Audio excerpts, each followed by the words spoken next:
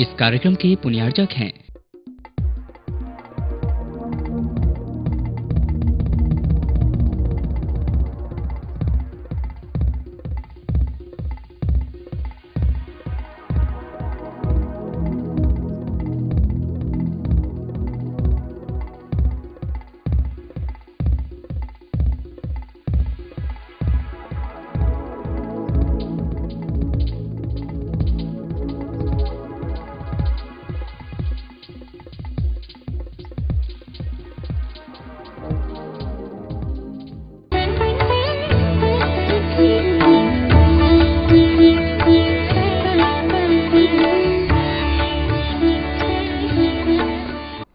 जय जिनेंद्र दर्शकों, मैं हूं दीक्षा और आप सभी का स्वागत है हमारे विशेष कार्यक्रम में, जिसमें हम आपको लगातार दिखाते आ रहे हैं नई दिल्ली स्थित द्वारका के सेक्टर 10 में संपन्न हुए श्री मज्जिनेंद्र पंच कल्याणक प्रतिष्ठा एवं गजरत महोत्सव श्रृंखला को, जिसमें अब तक आप देख चुके हैं प्रभु के गर्भ, जन्म और दीक्षा कल्याणक की झलकियां। और अब आती है श्रृंखला की चौथी कड़ी, जिसमें भक्तों ने 10 फरवरी की मध्यकालीन बेला में प्रभु के ज्ञान कल्याणक और 11 फरवरी की प्रातः प्रभु के मोक्ष कल्याणक को मनाया।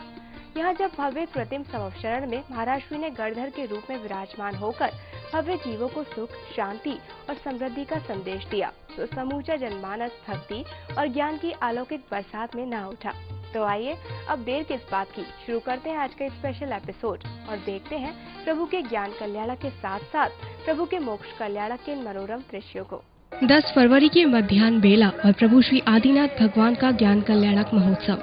इसी दिन प्रातःकालीन बेला में श्री आदिनाथ भगवान का तप कल्याणक मनाने के उपरांत भक्त एक बार फिर पंडाल में एकत्रित हुए भगवान आदिनाथ का ज्ञान कल्याणक मनाने के लिए। इसके लिए भक्तों द्वारा भव्य समवशरण की रचना की गई। इससे पहले की समवशरण में गणधर स्वरूप पूज्य आचार्य श्री सत्संग का उपदेश प्रारंभ होता सर्वप्रथम समवशरण का उद्घाटन किया गया। इसके बाद समवशरण में सर्वप्रथम मुनि श्री विहर्ष सागर जी महाराज ने भक्तों को कल्याणकारी वचन कहे। जहाँ 13वें गुरुस्थान में पहुँच करके 4 कर्मों को नष्ट जहाँ किया है, जहाँ पर उस केवलत की प्राप्ति की है, जिस केवलत को प्राप्त करने के बाद मोक्ष कोई नहीं रोक सकता, नियम से मोक्ष मिलेगा। यह जब कोई जीव आगे बढ़ता है, 13वें गुरुस्थान में पहुंचता है, 8वें गुरुस्थान से चल करके 8, 9, 10 और 12वें गुरुस्थान में पहुंच करके वह जीव केवलत की प्राप्ति कर लेता है। और केवलत ज्ञान एक ऐसा ज्ञान है जो छायक ज्ञान है, और छायक ज्ञान प्राप्त करने के बाद नियम से मोक्ष मिलना ही मिलना है। अब हर जीव के लिए सुखदायी, सबके लिए प्रेरणा, गुण ग्राहक वह ऐसा ज्ञान जो हमें वह दीन लोक के नाथ, जो हमें मुनीश के रूप में एक मुनि जो हमारे लिए धर्म का उपदेश देते हैं, वही मुनियों के लिए भी जो ईश है, ऐसे मुनीश तीन लोक के नाथ जो उपदेश देते हैं, लग्गो ही मोक्ष मग्गो। अब कहा गया है कि काय बांग मना कर्म योगा, मन वचन काय, ये 3 चीज ऐसी हैं जिन्हें हम अगर बस में कर लेते हैं तो हमें मोक्ष जाने से कोई नहीं रोक सकता। क्योंकि जितने भी अगर संसार बढ़ता है तो मन से, वचन से, काय से, और संसार घटता है तो मन से, वचन से, काय से। ये 3 चीजें ऐसी हैं जिन्हें गुप्ती भी कहा जाता है। और इसलिए कहा गया कि मोक्ष को प्राप्त करने के लिए हमें कितने ज्ञान की आवश्यकता है, तो कहा गया कि अष्ट प्रवचन मातृका से भी हमारी आत्मा का कल्याण हो सकता है।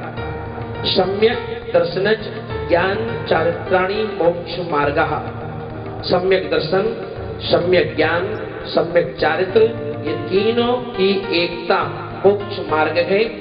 सम्यक दर्शन प्लस सम्यक ज्ञान प्लस सम्यक चारित्र, ये 3 ये रत्न है, जिसे हम रत्नात्रय भी कहते हैं।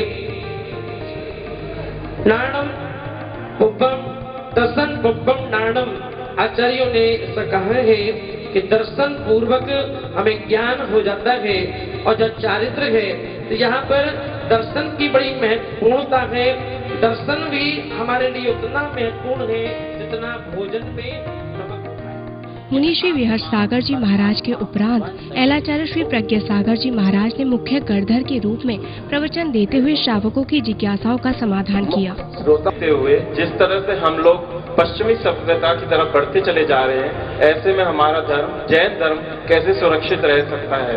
श्रावकों को श्रावकाचार का, मुनियों को मूलाचार का अध्ययन करके अपनी आत्मा को परमात्मा बनाना चाहिए और श्रावक अपने कर्तव्य को और मुनि अपने कर्तव्य को कभी भी ना छोड़े।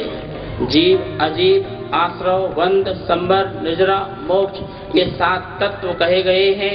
इनमें पुण्य और पाप को जोड़ दो तो ये पदार्थ हो जाते हैं। इनमें से पंचास्तिकाय काय द्रव्य को छोड़ करके पंचास्तिकाय हो जाते हैं और 60 द्रव्य जिससे संसार बना हुआ है। ये संसार अकृत्रिम है, यह किसी ने द्वारा बनाया गया नहीं है। कोई भगवान, कोई परमात्मा, किसी का कोई कर्ता और धर्ता नहीं है। सभी अकर्तृत्ववादी जैन धर्म हैं। यहाँ पर भगवान न किसी को बनाता है और न ही किसी को मिटाता है। सारा संसार अकृत्रिम है जो 60 द्रव्य से बना हुआ है। ऊर्ध्वलोक, अधोलोक और मध्यलोक ये सभी अकृत्रिम हैं, जिनमें अकृत्रिम चित्तालय भी विराजमान है मध्यलोक और ऊर्ध्वलोक में। यह संसार की रचना किसी जीव द्वारा नहीं हुई है। पुद्गल परमाणुओं के पिंड के संयोग से इस संसार की रचना होती है और विसर्जन होता है। यहाँ पर भरत और ऐरावत में काल का परिवर्तन सदा होता रहता है। यहाँ पहला काल, दूसरा काल और तीसरा काल भोग भूमि का होती है जो कि शाश्वत नहीं होती है। यहाँ पर चौथा काल लगता है, फिर 5वां काल लगता है, 6ठम काल लगता है, 6ठम के बाद फिर 6ठम काल लगता है। अवसर्पिणी और उस सर्पणी के काल, इस प्रकार असंख्यात अवसर्पिणी और उसर्पिणी बीत जाती हैं। तीर्थंकरों का जो जन्म है, महापुरुषों का जो जन्म है, सदा चतुर्थ काल में होता है और 5म काल में तक धर्म होता है, लेकिन 6ठम काल में धर्म नहीं होता है। हे स्वामी नमोस्तु नमोस्तु नमोस्तु। महाराज जी, हे भगवान, क्या घर में रहकर मैं अपना समाधि मरण कर सकती हूँ? घर में रहकर भी समाधि मरण हो सकता है। आप अभी से साधुओं की संगति में जाने का प्रयास करें। आपको आगरा में ही साधुओं का समागम मिलेगा और आपका समाधि मरण होगा। इसके बाद संध्याकालीन बेला में भक्त एक बार फिर से पंडाल में उपस्थित हुए और सबने मिलकर प्रभु की आरती की।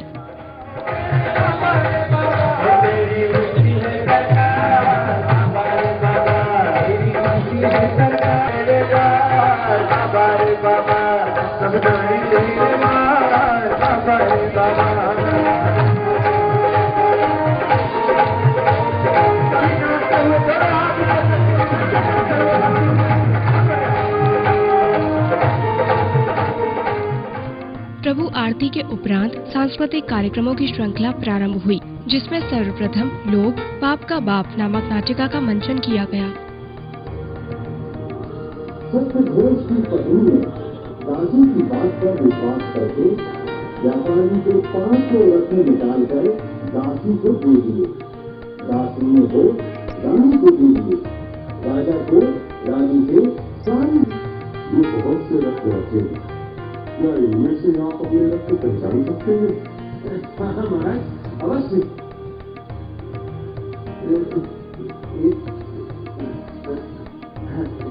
ये है मेरे 5 रत्न। सत्यघोष, तुमने सत्य बोलने की प्रतिज्ञा लेकर भी झूठ बोलने का महापाप किया है और इस व्यापारी के साथ छल करके राज्य का अपमान भी किया है। महाराज, महाराज, मुझे क्षमा कर दीजिए महाराज, मुझे क्षमा कर दीजिए महाराज, मुझसे गलती हो गई महाराज, महाराज मुझे क्षमा कर दीजिए, क्षमा कर दीजिए महाराज, क्षमा कर दीजिए। इस नाटिका के उपरांत महामंत्र नमोकार की महिमा का बखान करती हुई एक नृत्य नाटिका प्रस्तुत की गई। सब पावकड़ा सड़ो मंगलाणं च सबेसिं पद्मं होय मंगलम नमो अरिहंताणं नमो सिद्धाणं नमो आयरियाणं नमो। सांस्कृतिक कार्यक्रमों की श्रृंखला में अंतिम कड़ी के रूप में चंदन बाला की नाटिका प्रस्तुत की गई।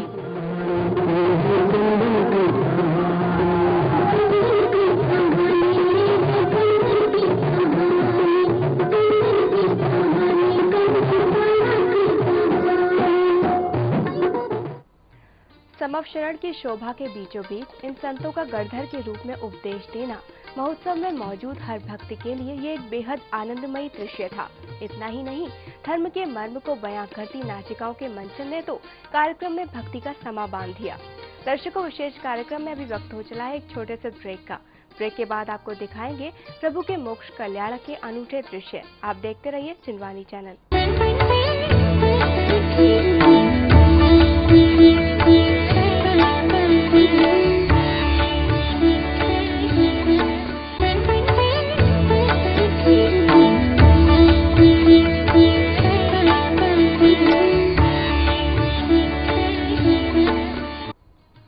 ब्रेक के बाद एक बार फिर से आप सभी का स्वागत है जिनवानी चैनल के विशेष कार्यक्रम में, जिसमें आज आप देख रहे हैं नई दिल्ली स्थित द्वारका के सेक्टर 10 में आयोजित हुए पंच कल्याणक महोत्सव श्रृंखला की चौथी कड़ी, जिसमें अब तक हम आपके सामने प्रस्तुत कर चुके हैं प्रभु के ज्ञान कल्याणक के दृश्य को, और अब हम आपको दिखाने जा रहे हैं प्रभु के मोक्ष कल्याणक के दृश्य को। इसे 11 फरवरी की सुबह मनाया गया। 10 फरवरी को प्रभु के ज्ञान कल्याणक को मनाकर भक्ति के रंग में रंगे हुए भक्त एक बार फिर 11 फरवरी को प्रातः होते ही पंडाल में उपस्थित हो गए और प्रभु भक्ति के साथ प्रभु के मोक्ष कल्याणक की शुरुआत की गई।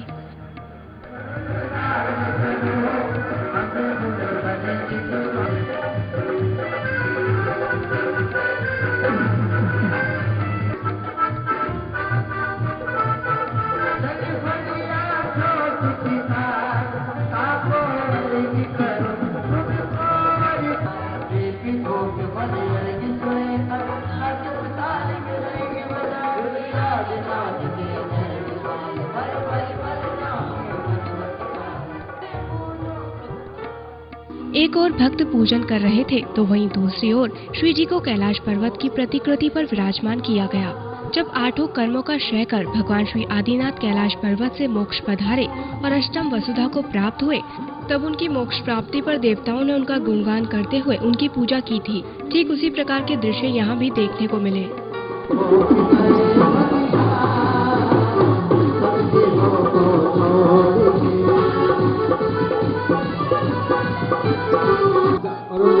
गए भगवान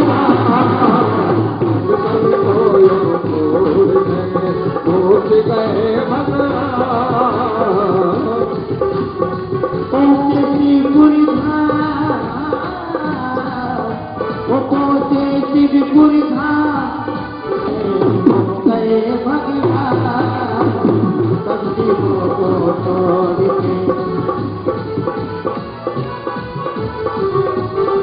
प्रभु की निर्वाण प्राप्ति के उपरांत स्वर्ग से देवगण आते हैं और निर्वाण क्षेत्र की पूजा कर प्रभु के बचे हुए नखों और केशों का अग्नि संस्कार कर देते हैं।